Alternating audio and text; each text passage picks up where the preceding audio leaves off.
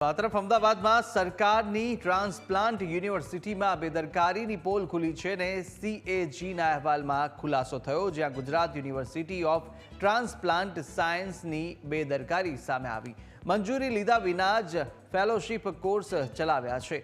4માંથી 3 fellowship કોર્સને મંજૂરી લીધા વિના ચલાવ્યા, તો નેશનલ મેડિકલ કાઉન્સિલની મંજૂરી વિના ફેલોશિપ કોર્સ ચલાવવામાં આવ્યા.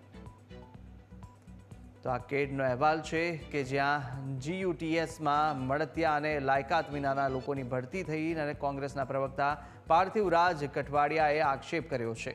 ઇન્ચાર્જ કુલપતિ પ્રાંજલ મોદીએ લાયકાત વગર મળતિયાઓની ગોઠવણ કર્યાનો પણ આક્ષેપ કરાયો છે. યુનિવર્સિટી ઓફ ટ્રાન્સપ્લાન્ટ સાયન્સ નામની GUTS નામની સરકાર દ્વારા શરૂ કરેલ યુનિવર્સિટીમાં સૌથી મોટો ગોટાળો એ કે 4 જેટલા ફેલોશિપ પ્રોગ્રામમાંથી 3 ફેલોશિપ પ્રોગ્રામની નેશનલ મેડિકલ કાઉન્સિલે મંજૂરી નથી આપી, છતાં યુનિવર્સિટી દ્વારા આ કોર્સ ચલાવવામાં આવી રહ્યો છે.